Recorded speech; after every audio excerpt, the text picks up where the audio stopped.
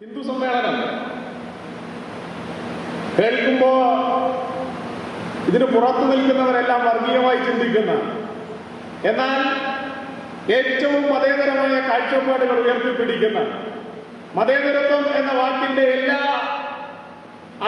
അർത്ഥങ്ങളും കൃത്യമായി സ്വാംശീകരിക്കാൻ കഴിയുന്ന ഒരു സമൂഹമാണ് ഭാരതത്തിലെ ഹൈന്ദവ സമൂഹം എന്ന് അടയാളപ്പെടുത്തി കൊടുത്തിട്ടുള്ള ഒരു സമ്മേളനമാണ് ഈ സമ്മേളനം. ശ്രീ പി സി ജോർജ് എന്ന് പറയുന്ന ക്രൈസ്തവനായിട്ടുള്ള MLA ആദ്യമായി വർഗീയവാദിയുടെ ചാപ്പ കുത്തേണ്ടി വന്നത് ഈ വേദിയിൽ വന്നതുകൊണ്ടാണ്.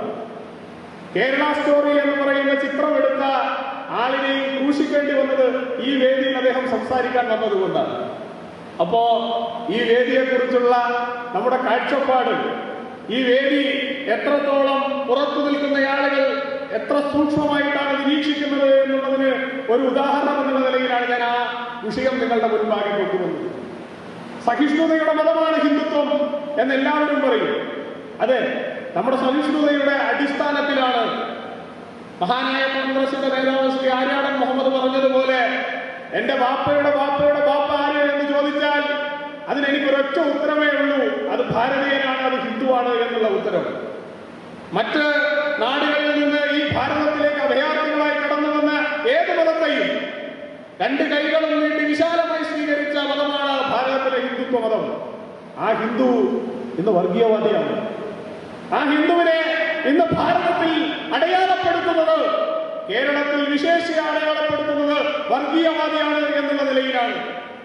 ആ ചാപ്പയ്ക്ക് ഞാനും നിങ്ങൾ യോഗ്യരാണോ എന്ന ചോദ്യത്തിന്റെ മറുപടി പറയേണ്ട സ്ഥലം, ആ സ്ഥലമാണ് ഈ വേദി.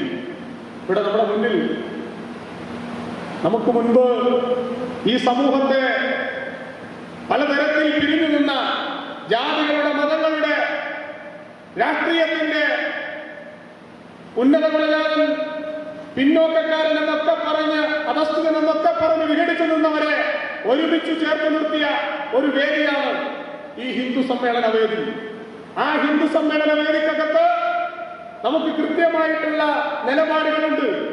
ആ നിലപാടുകൾ ഉയർത്തിപ്പിടിച്ചുകൊണ്ട് മുന്നോട്ട് പോവുക എന്നുള്ളതാണ് എക്കാലത്തും ഈ സമ്മേളനങ്ങളുടെയൊക്കെ ആകസ്തത്ത. നിങ്ങൾ നോക്കൂ, ഇന്ത്യ മഹാരാജ്യത്തിനകത്ത് ഏത് സമൂഹങ്ങളെ നമുക്ക് നോക്കാം ലോകരാഷ്ട്രങ്ങൾക്കിടയിൽ.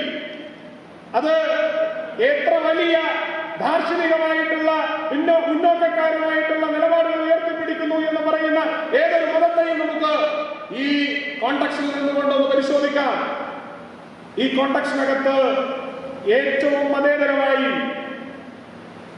ഏറ്റവും സാഹോദര്യത്തോടുകൂടി എല്ലാവരെയും ചേർത്ത് പിടിക്കുന്ന ഒരു മതത്തെ നമുക്ക് കാണാൻ സാധിക്കുമെങ്കിൽ, ഒരു ദർശനത്തെ നമുക്ക് കാണാൻ സാധിക്കുമെങ്കിൽ, ഒരു വിശ്വാസ സമൂഹത്തെ നമുക്ക് കാണാൻ സാധിക്കുമെങ്കിൽ, ആ സമൂഹം ഭാരതത്തിലെ ഹിന്ദു സമൂഹമാണ്.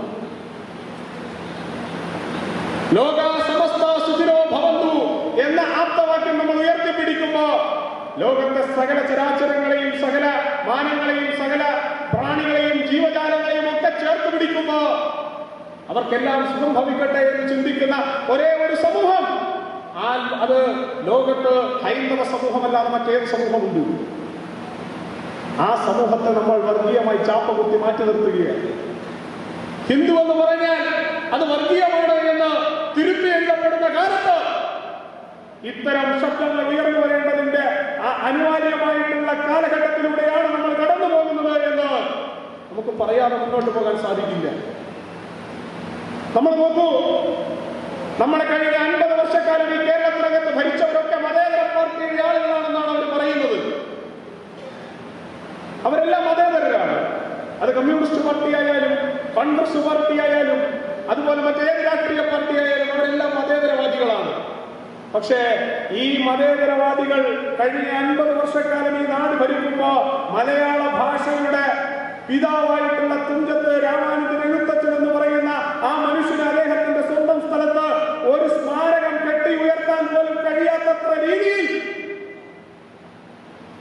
അവഹേളിക്കപ്പെടേണ്ടവരാണോ നമ്മൾ എന്ന ചോദ്യം നമുക്ക് ഈ സമ്മേളനത്തിന്റെ മുദ്രാവാക്യമായി ചോദിക്കണ്ടേ? അത് ചോദിക്കുമ്പോൾ നിങ്ങൾ എന്നെ വർഗീയവാദിയാക്കണമെങ്കിൽ തീർച്ചയായും ഞാനൊരു വർഗീയവാദിയാണ്. ഒരു സംശയവും നിങ്ങൾക്ക് വേണ്ട. ഈ നാടിന്റെ സ്വത്വബോധത്തെ ഉയർത്തിപ്പിടിക്കുന്ന ചോദ്യം ചോദിച്ചാൽ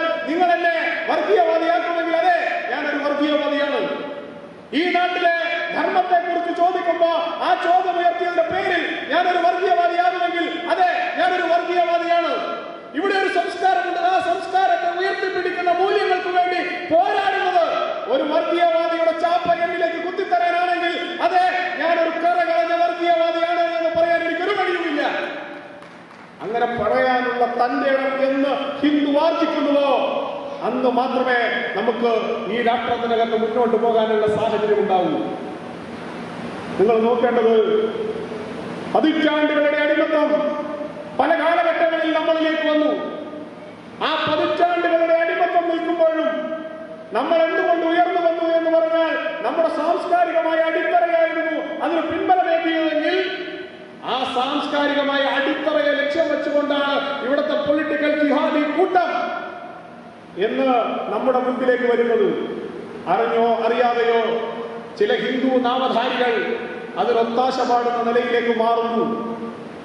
ഇവിടെ 50 വർഷക്കാലമായി കേരളത്തിലെ ഗുരുവായൂരപ്പൻ പള്ളി ഉറങ്ങുന്ന ആ ഗുരുവായൂർ മണ്ഡലത്തിൽ ഒരു ഹിന്ദു നാമധാരിയായ MLA ഉണ്ടായിട്ടില്ല എന്ന് ഒരു സ്ഥാനാർത്ഥിയായി വന്ന ഗോപാലകൃഷ്ണേട്ടൻ പറയുമ്പോ അതിനെ പ്രതിരോധിക്കുന്നത് ഏതെങ്കിലും മുസ്ലിം നാമധാരിയായ ആളല്ല, മറിച്ച് ദേവൻ കൊട്ടിപ്പാടുന്ന, ദേവന്റെ മുന്നിൽ ദേവനെ ഉണർത്താനും ഉറക്കാനും പാട്ടുപാടുന്ന കൊട്ടിപ്പാടുന്ന ഒരു ഹിന്ദു നാമധാരി പറയുകയാണ് ഗുരുവായൂരപ്പൻ വന്നു നിന്നാലും കേരളത്തിലെ ഈ ഗുരുവായൂരിൽ നിന്ന് വിജയിക്കാൻ സാധിക്കില്ല എന്ന് പറയാനുള്ള ധാർഷ്ട്യം അതെവിടെ നിന്നാണ് അത്തരം ആളുകൾക്ക് പ്രചോദനമായത് എന്ന് നമ്മൾ ചോദിക്കണ്ടേ? ഈ നാട്ടിനകത്ത് ഭാരതാംബയുടെ ചിത്രം വെച്ചാൽ അയ്യോ എന്തൊരു അപരാധം! ഭാരതാംബയുടെ ചിത്രം വെക്കാൻ പാടില്ല, അത് ഏതോ ഒരു സ്ത്രീയാണ് എന്ന് വളരെ ആത്മവിശ്വാസത്തോടുകൂടി കേരളത്തിനകത്തിരുന്നുകൊണ്ട് ഇവിടുത്തെ അർബൻ നക്സലുകൾക്കും പൊളിറ്റിക്കൽ ഇസ്ലാമുകൾക്കും അതുപോലെ തന്നെ കമ്മ്യൂണിസ്റ്റ് പാർട്ടിക്കും കോൺഗ്രസ് പാർട്ടിക്കും പറയാനുള്ള തന്റെ അതെവിടെ നിന്നുണ്ടായി എന്ന് ചോദിച്ചാൽ എന്റെയും നിങ്ങളുടെയും ശക്തമായ നിശബ്ദതയിൽ നിന്നാണ് ഉണ്ടായത് എന്ന് എനിക്ക് പറയേണ്ടി വരും. ഇവിടെ നമ്മുടെ ആരാധ്യനായിട്ടുള്ള മേയർ ഇരിപ്പുണ്ട്. അദ്ദേഹം ഇന്ന് ഹിന്ദു സമ്മേളന വേദിയിലേക്ക് വന്നു. നാളെ അദ്ദേഹത്തെ മറ്റൊരു ക്രൈസ്തവ സമ്മേളന വേദിയിലേക്ക് വിളിച്ചാൽ അദ്ദേഹം പോകും, മറ്റൊരു ഇസ്ലാം സമ്മേളന വേദിയിലേക്ക് വിളിച്ചാൽ അദ്ദേഹം പോകും. പക്ഷേ ഒരു ഹിന്ദു സമ്മേളന വേദിയിലേക്ക് ഒരു ഹിന്ദു നാമധാരിയായ കോൺഗ്രസുകാരനായ MLA വിളിച്ചാൽ, ഒരു ഹിന്ദു സമ്മേളന വേദിയിലേക്ക് ഹിന്ദു നാമധാരിയായ ഒരു കമ്മ്യൂണിസ്റ്റ് പാർട്ടിയുടെ MLA വിളിച്ചാൽ, ഒരു ജനപ്രതിനിധിയെ വിളിച്ചാൽ വന്നിരിക്കാനുള്ള തന്റെ ഇടം പോലും ഇവിടുത്തെ ഇടതു വലതു മുന്നണികൾ പ്രവർത്തിക്കുന്ന രാഷ്ട്രീയക്കാരുടെ വേഷമണിഞ്ഞിട്ടുള്ള ചില ആളുകൾക്ക് സാധിക്കുന്നില്ല എന്നുള്ളിടത്താണ് എന്റെയും നിങ്ങളുടെ ദുർഗതികളുടെ തുടക്കം. 5% 10% വോട്ട് ഒരു മണ്ഡലത്തിലുണ്ടെങ്കിൽ ബാർഗെയിനിങ് പവറായി ചില സമൂഹങ്ങൾ ഉയർന്നു വരുമ്പോ എന്തുകൊണ്ട് 45%, 55%, 65%, 75%ഉള്ള മണ്ഡലങ്ങളിൽ അങ്ങനെ ഒരു ബാർഗെയിനിങ് പവർ നമുക്കില്ലാതെ പോകുന്നു? അതിന്റെ കാരണം ഗോപാൽജി എല്ലാ കാലത്തും പറയുന്നത് പോലെ ഹിന്ദു വിഡ്ഢികളാണ്.